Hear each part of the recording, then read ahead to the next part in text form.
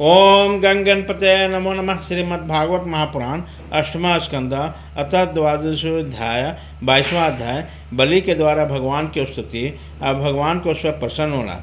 श्री शुक्रोवाच एवं विप्रकृतो राजन बलि भगवतासुर विद्यमानो अप्यभिनात्मा प्रत्यांग विकलोमंग बचा।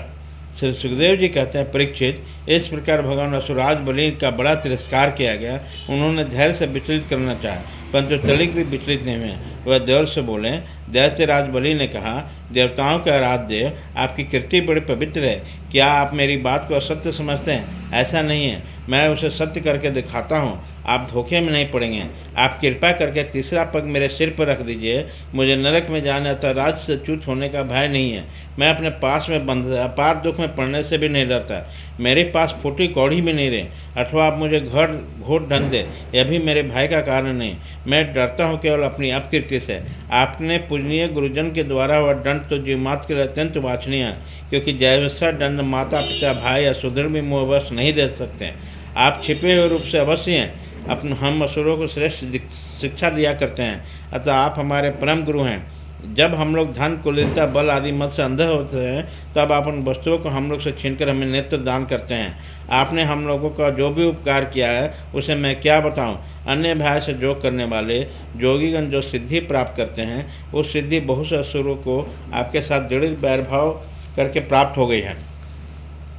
जिसकी ऐसी महिमा, ऐसे अनंत लीलाएं हैं, वही आप मुझे दंड दे रहे हैं और वरुण पास से बांध रहे हैं। इससे न तो मुझे कोई लज्जा है, न किसी प्रकार के व्यथा ही।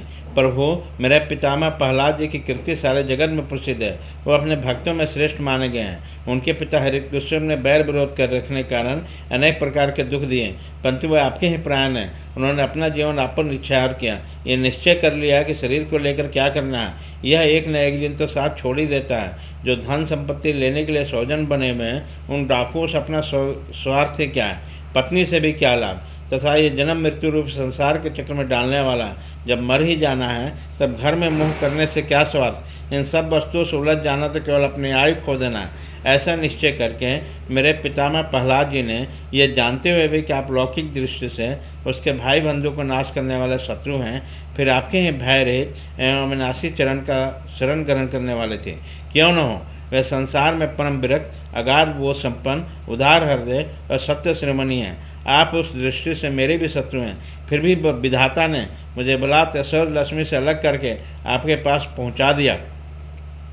अच्छा हुआ, क्योंकि ऐश्वर्य लक्ष्मी के कारण जीव की बुद्धि जड़ हो जाती है और मैं यह नहीं समझ पाता कि मेरा जीवन मृत्यु के पंजे में पड़ा हुआ नित्य है। श्री सुखदेव जी कहते हैं, परीक्षित, राजा बलि इस प्रकार कह रहे रहते कि उदय हुए चंद्रमा के समान भगवान के प्रेम पात्र प्रहलाद जी वहाँ पहुँचे। राजा बलि ने देखा कि मेरे पितामह बड़े श्री संपन्न हैं, कमल के समान कोमल नेत्र हैं, लंबी लंबी भुजाएं, सुंदर ऊंचे और श्यामल शरीर पर पीताम्बर धारण किए हुए हैं। बलि इस प्रकार पूर्ण पास में बंधे हुए थे, इसलिए प्रहलाद जी के आने पर पहले जैसे पूजा किया करते थे वह इस प्रकार न कर सके। उसका नेत्र आंसुओं से चंचल उठा, लज्जा के मारे मुंह नीचा हो गया। उन्होंने केवल सिर झुकाकर उन्हें नमस्कार किया। प्रहलाद जी ने देखा भक्त वत्सल भगवान वहाँ विराजमान है और सुनंद नंद आदि पार्षद उसकी सेवा कर रहे हैं। प्रेम के उद्रेक में प्रहलाद जी का शरीर पुलकित हो गया। उनकी आंखों से आंसू छलकाएं।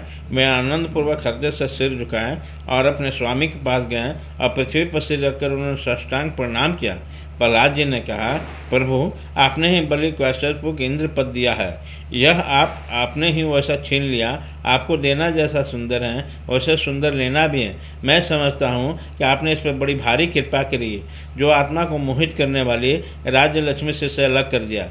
प्रभु, लक्ष्मी की मदद से विद्वान पुरुष भी मोहित होते हैं। उसके रहते भला अपने वास्तविक स्वरूप को ठीक ठाक कौन जान सकता है? अतः उस लक्ष्मी को छीनकर महान उपकार करने वाले समस्त जगत के महान ईश्वर, सबके हृदय में विराजमान और सबके परम साक्षी श्री नारायण जी को मैं नमस्कार करता हूँ। श्री सुखदेव जी कहते हैं, परीक्षित, प्रहलाद जी अंजलि बांधकर खड़े थे। उनके सामने ही भगवान ब्रह्मा जी ने वामन भगवान से कुछ कहना चाहा, परंतु इतने में राजे बलि की परम साध्वी पत्नी विंध्यवाली ने अपने पति को बंधा देकर भयभीत हो गई। भगवान के चरणों में प्रणाम किया, हाथ जोड़कर मुंह नीचा करके भगवान से बोली। विंध्यवाली ने बोला, प्रभु आपने अपनी कीड़ा के लिए संपूर्ण जगत की रचना की है। जो लोग कुबुद्धि हैं वह अपने को इसका स्वामी मानते हैं। अब आप ही इसके कर्ता धर्ता संहरता है, तब आपकी माया से मोहित होकर अपने को झूठ मूठ करता मानने वाले निर्लज आपको समर्पण क्या करेंगे। ब्रह्मा जी ने कहा, समस्त प्राणियों के जीवन दाता, उनके स्वामी, जगत स्वरूप देवाधिदेव प्रभु, आप इसे छोड़ दीजिए। आपने इसका सर्वस्व ले लिया है, अतः अब यह दंड का पात्र नहीं है। इसने आपकी सारी भूमि पुण्य कर्मों से पूर्जित स्वर्ग आदि लोग अपना सर्वस्व तथा आत्मा तक आपको समर्पित किया, एवं ऐसा करते समय इसकी बुद्धि स्थिर रही, यह धैर्य से च्युत नहीं हुआ। प्रभु, जो मनुष्य सच्चे हृदय से कृपणता छोड़कर अपने आपके चरणों में जल का अर्घ्य देता है और केवल दुर्वा जल से भी आपकी सच्ची पूजा करता है, उसे भी उत्तम गति की प्राप्ति होती है। फिर बलि ने तो बड़ी प्रसन्नता से, धैर्य से और स्थिरतापूर्वक आपका त्रिलोकी का दान कर दिया, तब ये दुख का भाग्य कैसे हो सकता है। श्री भगवान ने कहा, ब्रह्मा जी, मैं जिस पर कृपा करता हूँ उसका धन छीन लिया करता हूँ, क्योंकि जब मनुष्य अपने धन के मन में मतवाला हो जाता है तब मेरा लोगों का तिरस्कार करने लगता है।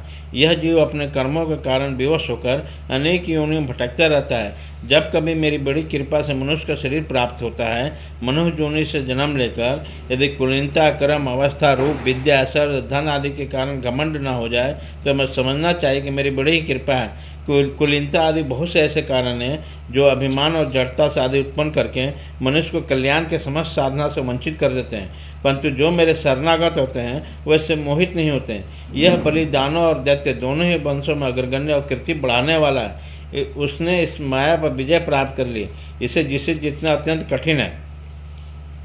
तुम देख ही रहे हो, इतना दुख भोगने पर भी मोहित नहीं हुआ। इसका धन छीन लिया, राजपद से अलग कर लिया, तरह तरह के आक्षेप लिए, शत्रुओं ने बांध लिया, भाई बंधु छोड़कर चले गए, इनकी यातनाएं भोगनी पड़ी। यहाँ तक कि गुरुदेव ने भी इसको डांटा फटकारा, साफ तक दे दिया, परंतु इस दृढ़वती ने अपनी प्रतिज्ञा न छोड़ी। मैंने इसको छल भरी बातों की मन में छल रखकर धर्म का उपदेश दिया, परंतु इसे सत्यवादी ने अपना धर्म न छोड़ा। अतः मैंने उसे वह स्थान दे दिया है जो बड़े बड़े देवताओं को भी बड़ी कठिनाई से प्राप्त होता है। स्वर्णिम मनवंतर में यह मेरा परम भक्त इंद्र होगा। तब तक विश्वकर्मा बनाए हुए सूत लोक में रहे यहाँ रहने वाली मेरी कृपा दृष्टि का अनुभव करते हैं, इसलिए उनकी शारीरिक अथवा मानसिक रोग, थकावट, तंद्रा, बाहरी भीतरी शत्रुओं से पराजय किसी प्रकार के बिंदुओं का सामना नहीं करना पड़ता। बलि को संबोधित कर, महाराज इंद्रसेन, तुम्हारा कल्याण हो। अब तुम अपने भाई बंधुओं के साथ उस सुतलोक में रहो जिसे स्वर्ग के देवता भी चाहते हैं। बड़े बड़े लोकपाल भी अब तुम्हें पराजित नहीं कर सकेंगे। दूसरे को बात क्या है, जो दैत्य तुम्हारी आज्ञा का उल्लंघन करेगा, मेरा चक्र उन्हें टुकड़े टुकड़े कर देगा। मैं तुम्हारे अनुचरों के अभोग सामग्री के सब प्रकार के बिंदुओं की रक्षा करूँगा। वीर बलि, तुम मुझे वहाँ सर्वदा अपने पास से देखोगे। दैत्य और दानों के संसर्ग में तुम्हारा जो कुछ आसुरी भाव है मेरे प्रभाव से तुरंत दब जाएगा और नष्ट हो जाएगा। इति श्रीमद्भागवते महापुराणे पारमहंस्यां संहितायां अष्टम स्कंदे वामन प्रदुर्भाव बलि वामन संवादो नाम 22वां अध्याय। 22वां अध्याय खत्म।